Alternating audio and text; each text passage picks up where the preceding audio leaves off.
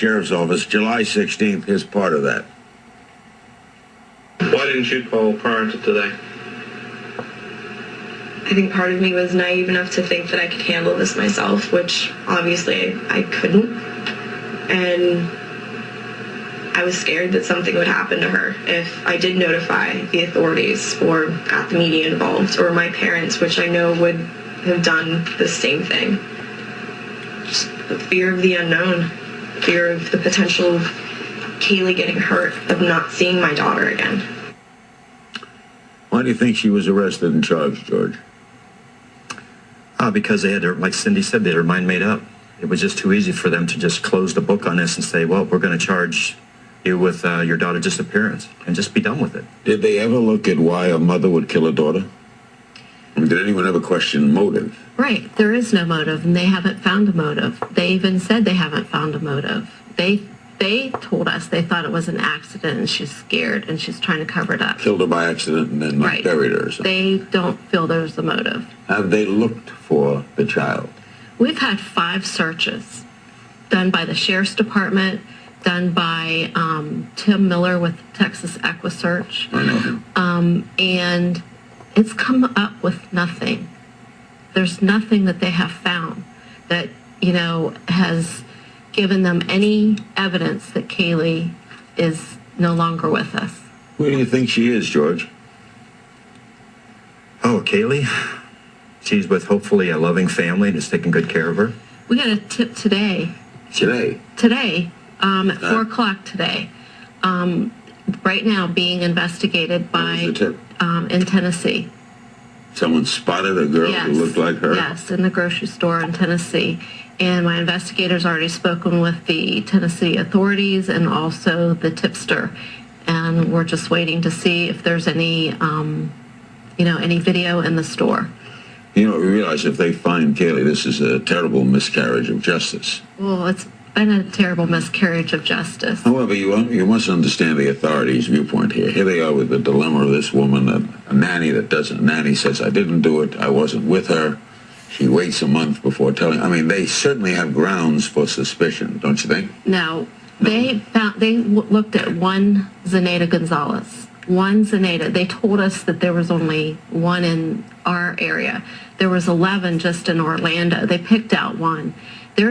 Casey told them to check New York or Miami because she had a New York license. She told them that. They pulled up an Ohio license.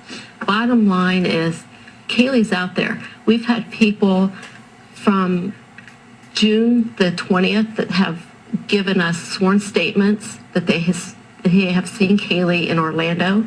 We have sworn statements from July 2nd. We have people that are out there can't sleep at night because they've seen her in July. We had people that we met last night that saw her in California just 2 weeks ago.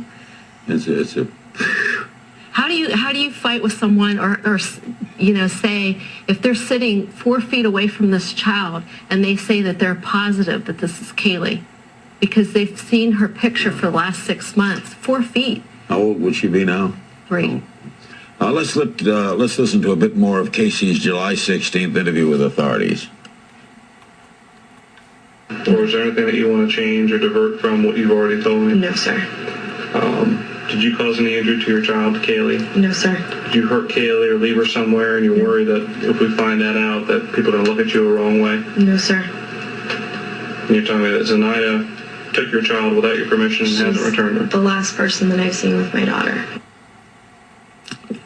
Let's take a call. Winston-Salem, North Carolina, for George and Cindy Anthony. Hello. Hello, George and Cindy. I am so sorry for the trouble that your family's been going through. I just wanted to ask you, Cindy, when you first called the police, you said something like it smelled like there was a dead body in the trunk of your daughter's car. And more recently, you've said that you believe that it was maybe old pizza. And I was just wondering why you changed your mind on that. I changed my mind on that. I never changed my mind on that. What I stated was the car smelled, okay? I was told by my husband and also by the gentleman at the tow yard that there was a bag of food that contained pizza and maggots in the car.